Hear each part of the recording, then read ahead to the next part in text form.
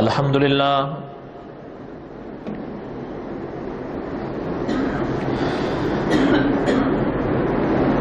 الحمد للہ حمدا کثیرا طیبا کما امر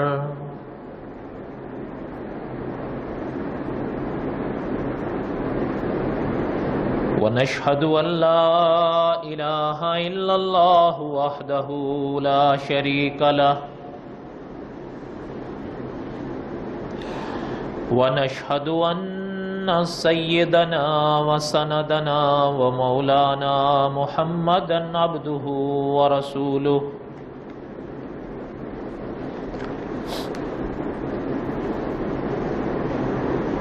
اما بعد اعوذ باللہ من الشیطان الرجیم بسم اللہ الرحمن الرحیم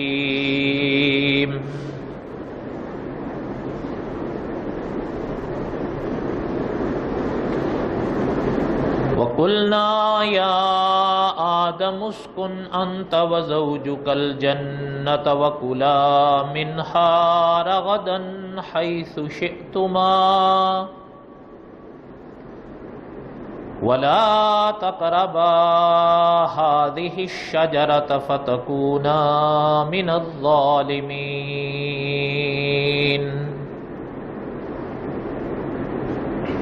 فَأَزَلَّهُمَا الشَّيْطَانُ عَنْهَا فَأَخْرَجَهُمَا مِمَّا كَانَا فِيهِ فَأَزَلَّهُمَا الشَّيْطَانُ عَنْهَا فَأَخْرَجَهُمَا مِمَّا كَانَا فِيهِ وَقُلْنَا اهْبِطُوا بَعْضُكُمْ لِبَعْضٍ عَدُوٌّ وَلَكُمْ فِي الْأَرْضِ مُسْتَقَرٌّ وَمَتَاعٌ إِلَى حِينٍ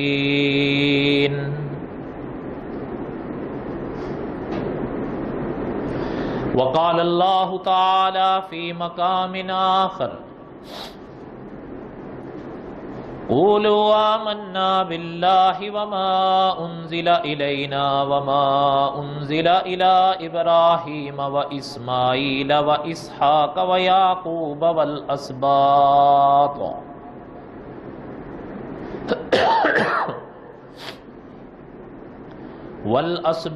وما اوتی موسیٰ وعیسیٰ وما اوتی النبیون من ربهم لا نفرق بین احد منہم ونحن له مسلمون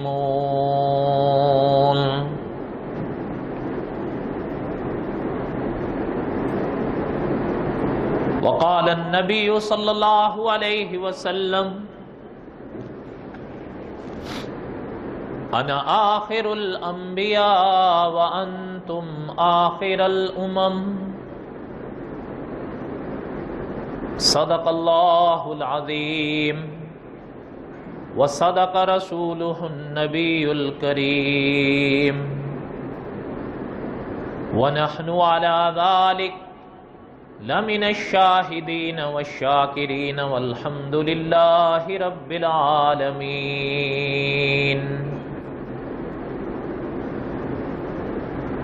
اللہم صلی علی محمد وعلی آل محمد کما صلیت علی ابراہیم وعلی آل ابراہیم انکا حمید مجید اللہم بارک علی محمد وعلی آل محمد کما بارکت علی ابراہیم وعلی آل ابراہیم انکا حمید مجید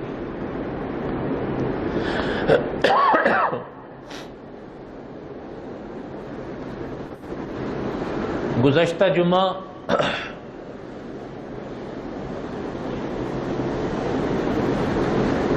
قصص الانبیاء حضرت آدم علیہ السلام کا واقعہ ہم نے ماہ رمضان کے بعد پھر شروع کیا.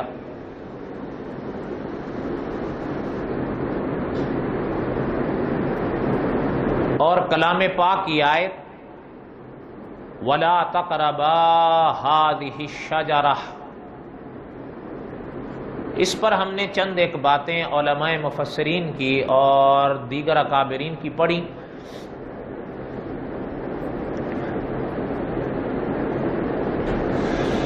اور چونکہ نماز جمعہ کا وقت ہو گیا تھا، اس لیے کلام پاک کی اس پاک آیت میں جس درخت کا ذکر ہے اس کے بارے میں ہم چند باتیں پڑھ رہے تھے.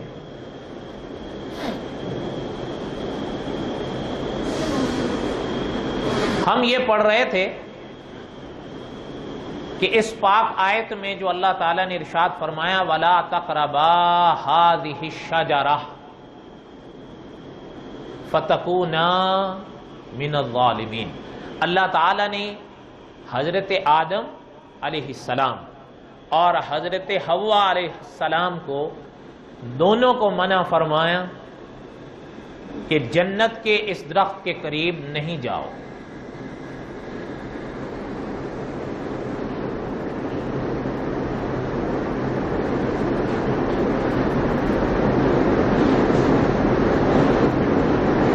ہمارے اکابر فرماتے ہیں کہ کلام پاک کی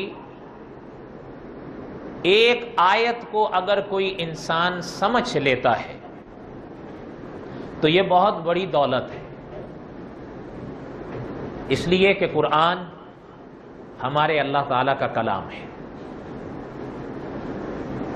وَلَقَدْ يَسَّرْنَا الْقُرْآنَ لِلذِّكْرِ فَهَلْ مِن مُدَّكِرٍ، اللہ تعالیٰ نے قرآن نصیحت کے لیے بھیجا ہے. اور وہ یعنی نصیحت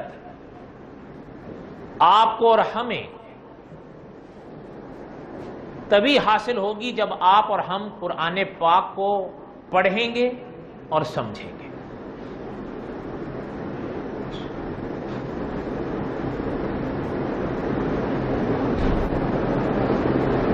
عرض یہ کر رہا تھا کہ علماء مفسرین نے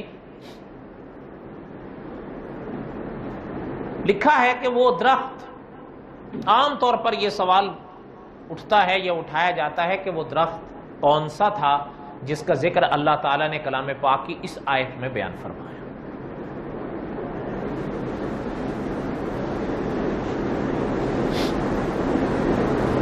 کچھ اقوال میں نے علماء مفسرین کے بتائے تھے. مثلا ایک یہ کہ بعض علماء یوں فرماتے ہیں کہ وہ انجیر کا ایک درخت تھا جس سے اللہ تعالیٰ نے منع فرمایا تھا. اور ایک قول یہ سنایا تھا کہ بعض علماء یوں لکھتے ہیں کہ وہ انگور کا ایک درخت تھا. بعض علماء یوں فرماتے ہیں کہ وہ کھجور کا ایک درخت تھا. اور بعض ہمارے اکابر نے جہاں یہ اقوال لکھے ہیں وہاں یہ جملہ بھی لکھا ہے کہ بائبل کے مطابق وہ اچھائی اور برائی کی پہچان کا ایک درخت تھا جس کے پاس اللہ تعالیٰ نے جانے سے منع فرمایا تھا. اور میں نے عرض کیا تھا کہ ہمارے دیار میں عام طور پر مشہور ہے کہ وہ گندم کا ایک درخت تھا. اور اس کے حوالے سے جو اشکال پیدا کیا جاتا ہے کہ ہمارے ملکوں میں ہم نے گندم کا پودا دیکھا ہے، کبھی درخت نہیں دیکھا، تو وہ درخت کیسے ہو سکتا ہے؟ تو اس بات کا ایک جواب میں نے عرض کر دیا تھا. بہرحال اب اس کو دہرانے کی ضرورت نہیں ہے. لیکن بعض علماء نے اس کا ایک اور معنی بھی لکھا ہے کہ وَلَا تَقْرَبَا هَٰذِهِ الشَّجَرَةَ فَتَكُونَا مِنَ الظَّالِمِينَ. بعض اکابر نے اس کا یوں معنی بھی فرمایا ہے کہ یہ لفظ تو درخت کا ہے لیکن اللہ تعالیٰ نے یہ حکم فرمایا تھا اصل میں حضرت آدم اور حضرت حوا کو ایک دوسرے کے پاس آنے سے آپ سمجھ جائیں خود ہی. لیکن ایک موٹی سی بات آپ ذہن میں رکھیں کہ ہمارے علماء نے لکھا ہے کہ کلام پاک کی کسی آیت کو بلا کسی وجہ اور دلیل کے ظاہر سے پھیرنا نہیں چاہیے الا کہ کوئی مجبوری ہو. اب یہاں لفظ ہے وَلَا تَقْرَبَا هَذِهِ الشَّجَرَةَ. اب یہ کہنا کہ یہاں درخت سے مراد وہ ہے، یہ تو بالکل ہی ظاہر سے پھیرنا ہے. لیکن بہرحال ان مفسرین نے یہ معنی لکھے ہیں. لیکن آپ ایک موٹی سی بات ذہن میں رکھ لیں، یہ سارے اقوال میں نے ذکر کر دیے، لیکن ایک بات محققین کی بھی پلے باندھ لیں جو آپ کے لیے ہمارے لیے سنہری اصول ہے. وہ صرف یہاں تک کے لیے نہیں ہے، اس طرح کی کئی باتوں کے لیے ہے. اصول بہرحال اصول ہوتا ہے، اور اصول کی روشنی میں سینکڑوں مسائل حل کیے جاتے ہیں سینکڑوں لوگوں کے. مثلا میں آپ کو بات سمجھانے کے لیے عرض کروں، آپ اور ہم نماز ادا کرتے ہیں، خدا نہ کرے کبھی نماز ادا کرتے کرتے، مثلا آپ اور ہم، میں مثالی بات عرض کر رہا ہوں ورنہ کہیں اور بھی بھول سکتے ہیں، اگر آپ اور ہم 2 رکعت سنت ادا کر رہے ہیں فجر کی، اب پہلی رکعت میں آپ اور ہم ثنا پڑھیں گے، تعوذ پڑھیں گے، تسمیہ پڑھیں گے، فاتحہ پڑھیں گے، اور فاتحہ کے بعد کیا کریں گے؟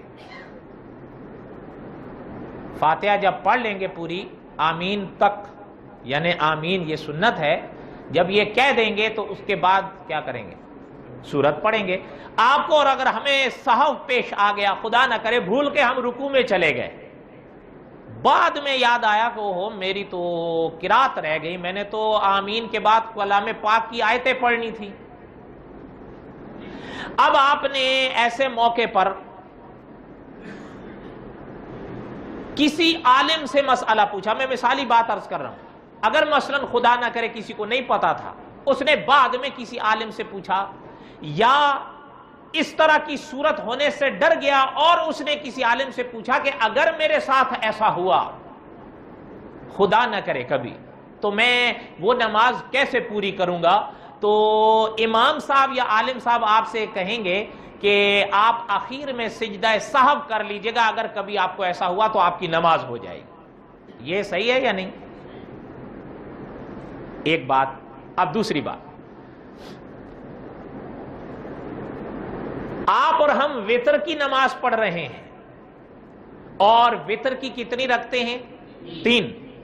اور وتر کی آخری جو رکعت ہے تیسری قرات کے بعد، وہ ایسی ہے کہ آپ نے، ہم نے دعائے قنوت پڑھنی ہے، اللہم انا نستعینک آخر تک.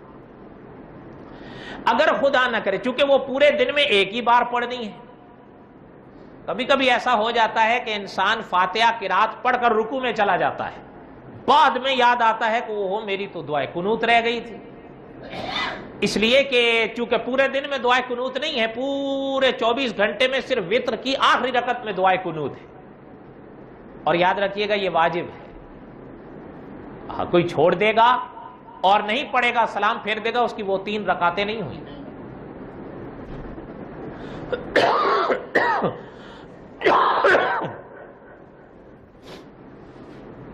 اب اگر انہوں نے ایسے موقع سے ڈرتے ہوئے کسی عالم سے پوچھا کہ حضرت اگر کبھی مجھے ایسا ہو جائے تو میرے لیے شریعت کا کیا حکم ہے، علماء کیا فرماتے ہیں کہ میں کیا کروں، وہ عالم ان سے فرمائیں گے کہ اگر خدا نہ کرے کبھی ایسا ہو جائے تو وتر کی آخری تشہد میں سجدہ سہو کر لینا تو تمہاری نماز ہو جائے. کیا ہوگا؟ اچھا اب ذرا غور کریے گا تھوڑا سا. ہاں، جن 2 سائلوں نے سوال کیا ہے ان دونوں کا سوال ایک جیسا تھا یا علیحدہ علیحدہ؟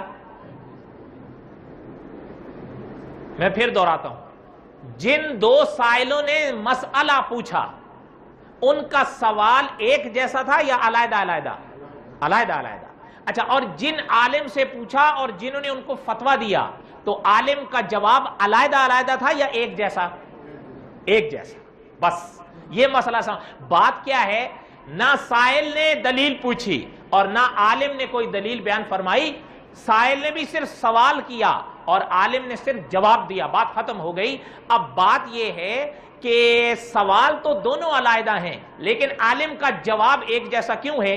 اس لیے کہ عالم کے ذہن میں وہ اصول موجود ہے جو فقہا دے گئے ہیں، اسی اصول کے تحت اس نے دونوں کا مسئلہ حل کیا ہے۔ بات سمجھ میں آئی ہے یا نہیں آئی؟ خیر یہ تو ایک ضمن بات ہی، میرا کہنے کا مقصد صرف تھا کہ بات آپ کے ذہن کے قریب ہو جائے کہ یہ تھا کہ اصول بہرحال اصول ہوتا ہے اور وہ ایک نہیں ہزاروں جگہ کام آتا ہے، وہ میرے متعلق ہو تب بھی کام آئے گا، بات آپ کے متعلق ہو تب بھی کام آئے گی۔ اس کو ذہن میں رکھتے ہوئے وَلَا تَقْرَبَا هَذِهِ الشَّجَرَةَ کہ یہ درخت کون سا تھا، علماء نے، محققین نے ایک اصول دیا ہے پیغمبر علیہ السلام کی پاک امت کو کہ یہ اصول ذہن میں رکھو، ایک نہیں سینکڑوں جگہ کام آئے گا، کلام پاک کے سوا بھی آپ کو کئی جگہوں یہ کام آئے گا، اور آپ کا یہ ایک ایسا اصول ہے محققین کا کہ آپ کا بہت وقت بچا دے گا۔ وہ کیا ہے؟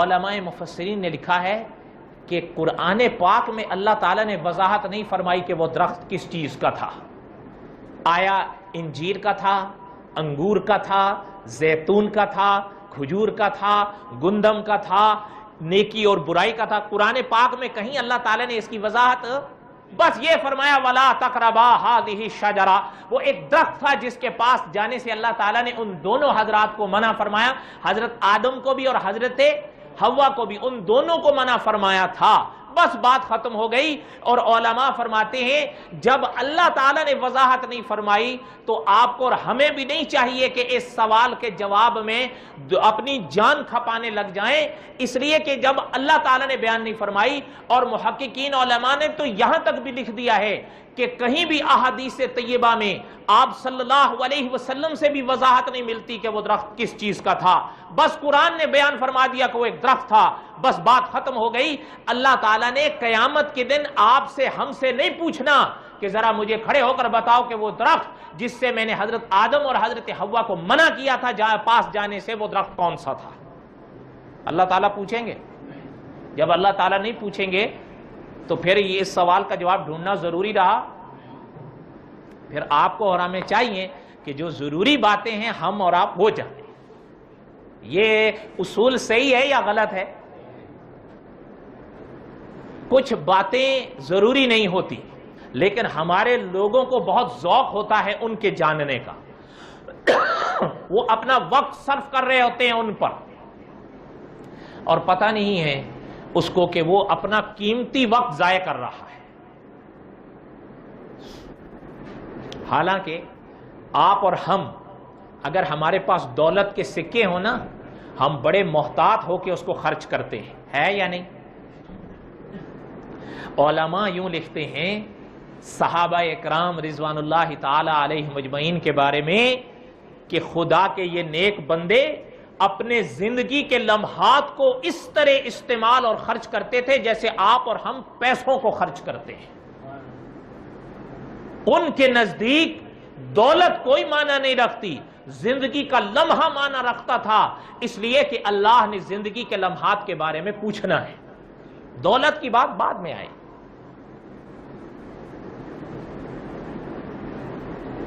کئی طرح کے اس طرح کے سوالات ہیں۔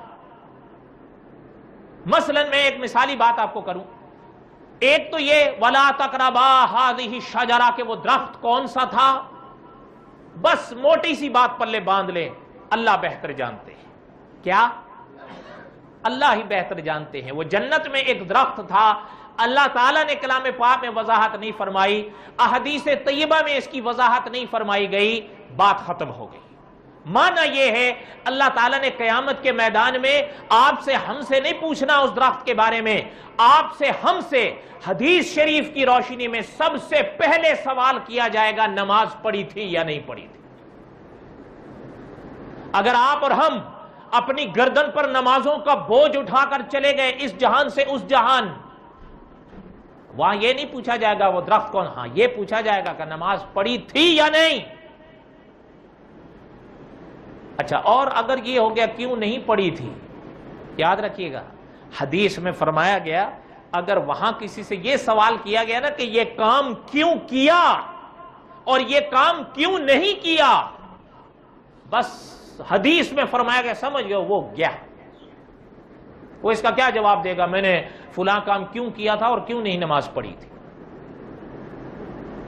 اس لیے آپ کو اور ہمیں دل لگتی ایک بات کہو، قصص الانبیاء تو انشاءاللہ چلتا رہے گا، لیکن آپ کو اور ہمیں دل لگتی ایک بات کہو اور ہمیں جاننی چاہیے کہ آپ کو اور ہمیں نمازوں کی فکر کرنی چاہیے یا ان مسئلوں کی۔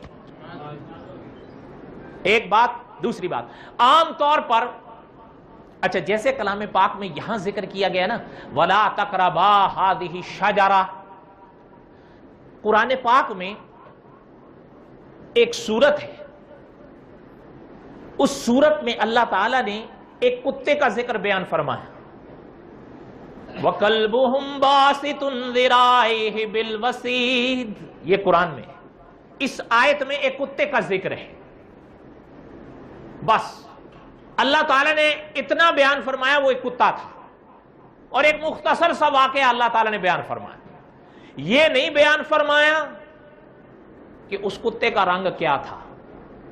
یہ کوئی ضروری مسئلہ ہے کہ اس کتے کا رنگ کیا تھا؟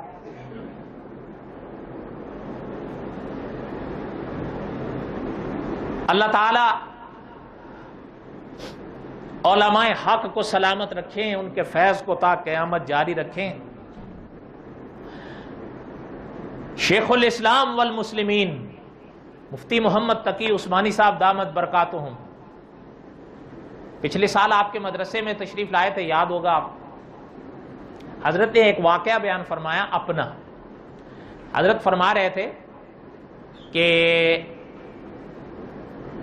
غالباً رات کو تہجد کا وقت تھا، سو رہے تھے، ایک فون آیا ان کو، بات سنیے گا دل سے۔ فرماتے ہیں میں نے فون اٹھایا،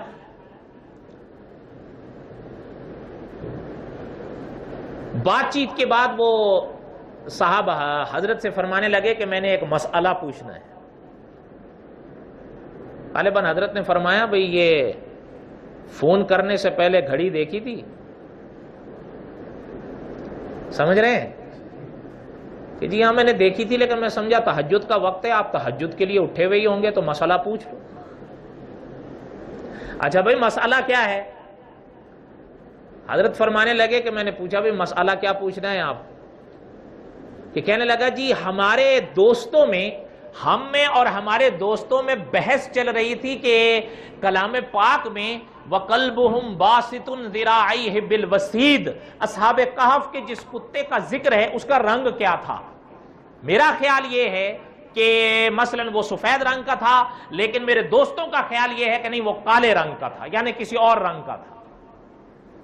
تو ہم کسی نتیجے پر نہیں پہنچ سکے، اس لیے ہم نے آپ سے رجوع کیا کہ آپ ہمیں بتا دیں کہ وہ اصحاب کہف کا کتا کالا تھا یا چٹا تھا۔ حضرت فرماتے ہیں کہ میں نے اس کو کہا کہ ذرا یہ بتاؤ کہ جو تم نے رنگ بیان کیا ہے، اگر اصحاب کہف کے کتے کا رنگ وہ ثابت ہو جائے تو تمہیں کیا فائدہ ہے، اور اگر وہ رنگ ثابت ہو جائے جو وہ بیان کر رہے ہیں تو تمہیں کیا نقصان ہے؟ نہیں سمجھ آئی بات؟ نہیں سمجھ آئی؟ نہیں، ذرا آپ غور کر کے بتائیں، اگر ثابت ہو جائے کہ اصحاب کہف کے کتے کا رنگ سفید تھا، آپ کو ہمیں حاصل کیا ہوگا؟ اور اگر ثابت ہو جائے کہ اس کا رنگ کالا تھا تو آپ کو اور ہمیں کیا حاصل ہوگا؟ کچھ بھی نہیں۔ اللہ تعالیٰ نے قیامت کے دن آپ سے ہم سے یہ نہیں پوچھنا کہ کھڑے ہو کر مجھے بتاؤ اصحاب کہف کے کتے کا رنگ کیا تھا، پوچھیں گے اللہ تعالیٰ بس وَقَلْبُهُمْ بَاسِطٌ ذِرَاعَيْهِ بِالْوَسِيدِ، اللہ تعالیٰ نے اصحاب کہف کے اس کتے کا ذکر فرمایا، بات ختم ہو گئی۔ کلام پاک میں معذرت کے ساتھ میں یہ چند باتیں عرض کر رہا ہوں، پھر پتہ نہیں موقع آئے کہ نہ آئے، لیکن یہ باتیں پلے باندھ لو اصول کے لحاظ سے۔ کلام پاک میں ایک پیغمبر کا ذکر ہے،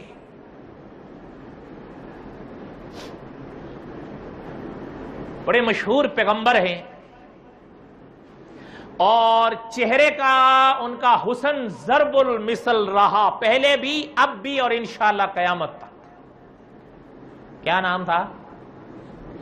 حضرت یوسف علیہ السلام۔ حضرت یوسف علیہ السلام کے واقعے میں ایک کردار بڑا مشہور ملتا ہے زلیخا کا، ہے یا نہیں؟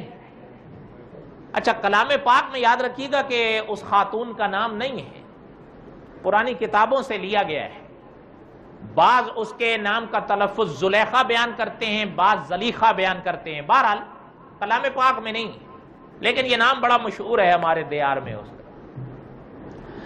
ایک سوال ان دو شخصیات کے بارے میں بھی بڑا کیا جاتا ہے کہ آیا حضرت یوسف کی زلیخا کے ساتھ شادی ہوئی تھی یا نہیں ہوئی تھی؟ بہت پرانا قصہ ہے، ایک عالم ہم سے ذکر کرنے لگے کہ مجھ سے ایک شخص نے رابطہ کیا تو کہ کہنے لگا کہ جی مجھے آپ سے ایک بات پوچھنی ہے۔ حضرت فرمانے لگے پوچھو، کہنے لگے کہ جی حضرت میں جاننا یہ چاہتا ہوں کہ حضرت یوسف کی زلیخا کے ساتھ شادی ہوئی تھی یا نہیں ہوئی تھی؟ حضرت نے فرمایا اللہ تعالیٰ قیامت کے دن آپ سے ہم سے نہیں پوچھیں گے کہ حضرت یوسف کی زلیخا سے شادی ہوئی تھی یا نہیں ہوئی تھی، پوچھیں گے؟ نہیں پوچھیں گے۔ تو پھر آپ اور ہم ان سوالات کی ٹو میں کیوں لگ گئے جو ضروری نہیں ہے جاننا، اور جن کے جاننے سے آپ کا اور ہمارا کوئی فائدہ بھی نہیں جڑا ہوا؟ آپ کو اور ہم اگر جان لیں کہ حضرت یوسف کی زلیخا سے شادی ہوئی تھی، کیا خیال ہے، کوئی فائدہ ہے؟ اور اگر نہ جانیں تو کوئی نقصان ہے؟ اچھا، اسی کے ساتھ ایک بات کہہ دوں، وہ بھی ہمارے اکابر اسی ضمن میں بیان کرتے ہیں۔ مفتی محمد تقی عثمانی صاحب نے اپنے والد صاحب رحمۃ اللہ علیہ کا ایک واقعہ بیان فرمایا کہ ایک شخص آیا اور ہمارے والد ماجد رحمۃ اللہ علیہ سے پوچھنے لگا کہ حضرت یہ آپ نے سنا ہوگا ایک بڑا مشہور کردار رہا ہے یزید کے نام سے۔ مفتی محمد تقی عثمانی صاحب فرماتے ہیں کہ ہمارے والد ماجد رحمۃ اللہ علیہ سے ایک شخص نے پوچھا کہ حضرت یہ یزید کی نجات ہو جائے گی؟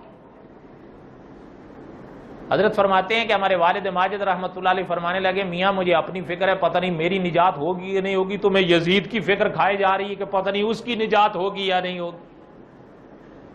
ہمارے اساتذہ فرمایا کرتے تھے کہ یزید کا معاملہ اس پر چھوڑ دو، اللہ تعالیٰ آپ سے ہم سے قیامت کے دن یزید کے بارے میں نہیں پوچھیں گے، اللہ تعالیٰ کس کے بارے میں پوچھیں گے؟ ہر شخص، ہر کندھا اپنا بوجھ اٹھائے گا، ہے یا نہیں؟ اللہ تعالیٰ آپ سے ہم سے ہمارے بارے میں پوچھیں گے کہ آپ نے ہم نے کیا کیا اس زندگی میں۔ اس لیے ایک بات یہ پلے باندھ لو، جو سوال اس طرح کے آپ کو غیر ضروری لگیں ان کی ٹوہ میں کبھی نہ لگو، وہ جاننے کی کوشش کرو جو اللہ تعالیٰ آپ کو اور ہمیں جوڑیں گے۔ اور جن حضرات نے اس کی فکر کی ہے آج بھی وہ ہمارے لیے آپ کے لیے نمونہ ہے۔ حضرت میں ایک بات کہتا ہوں ضمناً یاد آئی، مولانا اشرف علی تھانوی رحمۃ اللہ علیہ کے حالات میں لکھا ہے، حضرت ریلوے اسٹیشن آئے تو سامان تھا ساتھ، ایک سفر جا رہے تھے غالباً کانپور، اگر کوئی غلطی ہوگی تو میری طرف سے، ساتھ میں سامان تھا، پرانا دور تھا، ریلوے اسٹیشن تشریف لائے تو سامان رکھنے لگے تو جو حضرت کا ٹکٹ میں وزن جائز تھا نا، لے جانا اجازت تھی، اس سے زیادہ تھا سامان۔ حضرت ان صاحب سے کہنے لگے کہ جو زائد سامان کے پیسے بنتے ہیں وہ آپ ہم سے لے لیں۔ اچھا، وہ جو اپنا آفیسر تھا نا، وہ حضرت کا بڑے یہ معتقد اور عزت کرتا تھا حضرت کی. وہ کہنے لگا کہ حضرت آپ لے جائیں. کیا کہنے لگا حضرت؟ حضرت تھانوی رحمۃ اللہ علیہ فرمانے لگے کہ کیسے لے جاؤں میاں، میرے ٹکٹ پہ جو وزن لے جانے کی اجازت ہے میرا سامان اس سے زائد ہے، تو زائد جو سامان ہے اس کا آپ پیسہ لے لیں اور پھر مجھے اجازت دیں. وہ کہنے لگا حضرت میں آپ کو اجازت دیتا ہوں، آپ لے جاؤ. حضرت تھانوی رحمۃ اللہ علیہ فرمانے لگے ایک سوال کا جواب دیجئے. وہ آفیسر کہنے لگا کیا؟ حضرت نے فرمایا آپ کو ریلوے محکمے کی طرف سے اجازت ہے کہ جس کو آپ چاہیں اجازت دے دیں اور جس کو چاہیں منع کر دیں. سوال سمجھ میں آیا یا نہیں آیا؟ وہ خاموش ہو گیا. کہنے لگا حضرت اس بات کی مجھے ریلوے محکمے کی طرف سے اجازت نہیں ہے، میں تو اپنی طرف سے کہہ رہا ہوں. حضرت نے فرمایا کہ اپنی طرف سے کیوں کہہ رہے ہو میاں، یہ جو سامان زیادہ چھوڑ رہے ہو میرے لیے تمہیں ریلوے محکمے کی طرف سے اجازت نہیں ہے، تو یہ جو زیادہ بوجھ ہے یہ قیامت کے دن میرے کندھے پہ لدا ہوا ہوگا، اس دن آؤ گے میرا بوجھ اٹھانے، اس لیے پیسے لو. کیا کرو؟ اب جب آپ ایئر لائن کے کنڈے پہ پہنچا کریں نا، حضرت تھانوی کا یہ واقعہ یاد کر لیا کریں. نہیں سمجھ آئی بات؟ اللہ کرے سمجھ میں آ جائے میاں. یاد رکھیں ہمارے بڑے لوگ ہیں، وہ تہجد بھی ادا کرتے ہیں، اشراق بھی پڑھتے ہیں، لیکن شیخ العرب والعجم نے حرم میں فرمایا کہ تہجد کی 2 رکعتیں پڑھنا بھی بڑا آسان ہے، اشراق کے نفل ادا کرنا بھی بڑا آسان ہے، لیکن پتہ انسان کا معاملے کے وقت چلتا ہے کہ انسان معاملے میں کتنا پاس ہے کتنا فیل ہے. یہ یاد رکھیے گا. اور معاملے کی جہاں تک حد ہے یہ بات پلے باندھ لو، عبادات، نماز، روزہ، حج یہ اللہ کے حقوق کہلائے ہیں علماء کی زبان میں. کن کے حق کہلائے ہیں؟ اور معاملات کا اکثر حصہ بندے کے متعلق ہے جن کو حقوق العباد کہا جاتا ہے. اور علماء نے قاعدہ لکھا ہے کہ اللہ میاں اپنا حق معاف فرما دیں، اپنے بندے کا حق اللہ معاف نہیں فرماتے الا کہ وہ شخص آپ کو معاف کرے. اور جہازوں کے محکمے اور ریلویوں کے محکموں سے اجازت اور معافی آسان کام نہیں ہے. کیا خیال ہے آپ کو؟ ان کے مالک کو کہاں ڈھونڈو گے؟ وہ کون سا آفیسر ہوگا جو آپ کو معاف کرے گا؟ اس لیے اگر 1000-2000 کا کچھ آپ کو نقصان بھی بھرنا پڑے تو ادا کر دو. ایک عجیب جملہ ہے، جملہ پیارا ہونا چاہیے، کہیں سے بھی انسان لے لے. اس کا بڑا ایک پیارا جملہ تھا کہ جی ہمیں تو 2000 کا نقصان ہوگا. سامنے والے نے کہا کہ کچھ باتیں فائدے نقصان سے اوپر کی ہوتی ہیں. صحیح بات ہے یا غلط بات ہے؟ بڑے چپ چپ بیٹھے ہو. میرے حال میں شیشہ روشن ہی ہوگا، میرا بھی وہی حال ہے، کوئی صرف آپ کی تھوڑی بات ہے. لیکن آئندہ سنبھل جاؤ اور جو ہو گیا اس کی تلافی کرو. ہاں یہ آپ خود جانو تلافی کیسے کرو گے، لیکن آئندہ تو کم از کم بچو اور جو ہو گیا اس کی تلافی کی کوشش کرو. کہنے کا مقصد یہ ہے کہ آپ اور ہم سینکڑوں واقعات پڑھتے اور سنتے ہیں، لیکن آپ اور ہم ضروری سوالات نہیں پوچھتے، غیر ضروری سوالات کی ٹو میں پڑے رہتے. وَلَا تَقْرَبَا هَذِهِ الشَّجَرَةَ، اس پاک آیت میں کس درخت کا ذکر ہے خدا کے سپرد کر دیں. اللہ بہتر جانتے ہیں کہ وہ درخت کس چیز کا تھا. بات سمجھ آ گئی کہ نہیں سمجھ آئی؟ اب آگے سنیں. فرمایا وَلَا تَقْرَبَا هَذِهِ الشَّجَرَةَ، اللہ تعالیٰ نے حضرت آدم اور حضرت حوا کو منع فرمایا دونوں اس درخت کے قریب نہیں جاؤ. اور اسی آیت کے ضمن میں علماء نے لکھا ہے، وہ بھی آپ اور ہم پلے باندھ لیں کہ خدا نہ کرے اگر کوئی ایسا موقع ہے کہ اس موقع پر آپ اور ہم کسی وجہ سے گناہ کے قریب ہو سکتے ہیں تو اس وجہ سے ہٹ جاؤ. کیا کرو؟ اس وجہ سے. ہاں پھر اس ٹو میں مت پڑو کہ وہ وجہ تو جائز ہے. نہیں، کبھی کبھی ایک بات جائز ہوتی ہے، ذریعہ بن جاتی ہے ناجائز بات تک جانے کی. جب وہ ذریعہ ناجائز بات تک پہنچنے کا بنے گا تو وہ جائز بات بھی منع ہو جائے گا. سمجھ آئی بات یا نہیں سمجھ آئی؟ آپ اور ہم نے تو دھندے کھول رکھے ہیں. برا نہیں مانیے گا. ادھر سے بانا ادھر سے بانا، یوں بانا وہ بانا.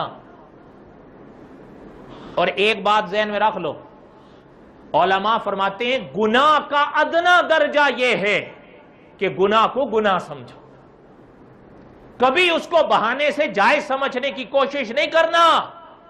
توبہ کی توفیق سلب ہو جائے گی. خدا نہ کرے اگر کبھی گناہ کرو گے، اللہ نہ کرے کہ ایسا موقع آئے، لیکن اگر خدا نہ کرے آپ اور ہم نفس اور شیطان کے ہاتھوں مارے ہوئے کر ہی رہے ہیں، تو یہ پلے باندھ لو کہ اس کو گناہ ہی سمجھو. آج نہیں تو کل، کل نہیں تو پرسوں ممکن ہے توبہ کی توفیق ہو جائے. لیکن اگر اس گناہ کو جائز سمجھو گے اور کہو گے کہ میں نے گناہ اس لیے کیا اس کے لیے کیا، حفیظ وہ چپل سنبھال کے پانی بہا دو، کوئی باہر لے آیا. ادھر توجہ دیں، کوشش کیا کریں یہ جو بیت الخلا کے چپل ہیں ان کو اندر ہی اتارا کریں. بار جگہ ہم آپ کے فرش کے لیے پاک اور صاف رکھتے ہیں کیونکہ وہاں سے سیدھا آپ نماز گاہ میں آئیں گے، لیکن چپل جب آپ باہر لے آؤ گے تو وہ چپل مشکوک جگہ پر ہوتے ہیں. آپ اور ہم بڑے ہیں احتیاط کر لیں گے، بچے احتیاط نہیں کرتے، جانے انجانے میں پیشاب اس پر لگا ہوا ہو آپ لے کر باہر آ جاؤ، پھر وہیں سے انہی قدموں کے ساتھ یہاں آ جاؤ، آپ کی تو گئی ساتھ میں اوروں کی بھی چلی جائے گی. کتنی بار تنبیہ کر چکے ہیں لیکن دھیان نہیں دیتے. حالانکہ یہ بات تو آپ اور ہم سب جانتے ہیں، الطہور شطر نہیں جانتے؟ الطہور شطر الایمان، پاکیزگی آدھا ایمان ہے. تھوڑا احتیاط رکھا. فرمایا فَتَكُونَا مِنَ الظَّالِمِينَ. اب آگے اللہ تعالیٰ نے بیان فرمایا فَأَزَلَّهُمَا الشَّيْطَانُ. ان دونوں کے بارے میں اللہ نے فرمایا، حضرت آدم اور حضرت حوا. اب یہاں سے وہ واقعہ آ رہا ہے کہ اللہ تعالیٰ نے ان کو جس درخت کے قریب جانے سے منع فرمایا، اب شیطان نے اس درخت کو ذریعہ بنایا حکم عدولی کے لیے. فَأَزَلَّهُمَا الشَّيْطَانُ. اچھا ایک بات یہ ذہن میں رکھیں، اب شیطان ان کی طرف متوجہ ہوا اس لیے کہ اس کو غصہ تو تھا حضرت آدم پر. کیوں؟ وہ اپنے آپ کو جو جنت سے نکلا ہے، پاک فضا سے نکلا ہے، وہ اس کا ذمہ دار حضرت آدم کو ٹھہراتا رہا ہے. حالانکہ دل لگتی بات کہیے گا، جو وہ اس پاک جگہ سے نکلا ہے اور اللہ کا غضب جو اس پر برسا ہے، اس بات کا ذمہ دار حضرت آدم تھے یا یہ خود تھا؟ خود تھا. حضرت آدم نے تھوڑا اس کو فرمایا تھا کہ تو یہ کہا، اس کا خود کا کہنا تھا کہ میں افضل ہوں حضرت آدم سے. خدا کے حکم کے آدھے اپنے عقلی تیر تکے مارنے لگا. علماء نے اس کے ضمن میں یہ بات سمجھائی ہے کہ یاد رکھیے گا، شیطان وسوسے ڈالتا ہے. کیا کرتا ہے؟ شیطان وسوسے ڈالتا ہے. نہ صرف یہ کہ برے شخص کو بلکہ اچھے شخص کا بھی پیچھا وہ نہیں چھوڑتا.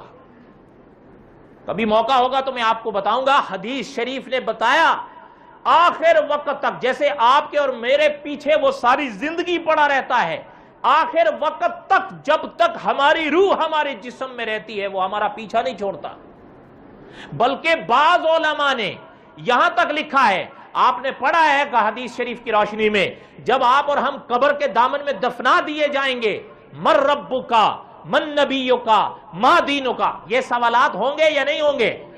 اس موقع پر بھی بعض اکابر نے یہ تحقیق پیش کی ہے کہ وہ وہاں بھی آتا ہے آخری مرحلہ آزمانے کے لیے.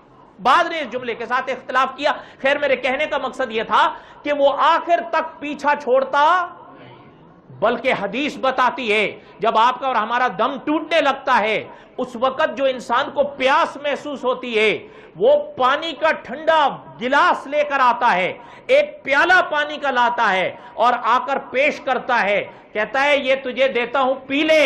آدمی اس پانی کی طرف دیکھنے لگتا ہے. حدیث بتاتی ہے کہ وہ کہتا ہے یہ میں دیتا ہوں لیکن تو انکار کر. کیا کر؟ دعا کریں کہ اللہ تعالیٰ اس وقت ثابت قدم رکھے. ایک عالم کا آخری وقت میں اس کے ساتھ مناظرہ ہوا ہے. ایک عالم کا اس کے ساتھ آخری وقت میں مناظرہ ہوا اور وہ باقاعدہ مناظرہ کتابوں میں چھپا ہوا ہے.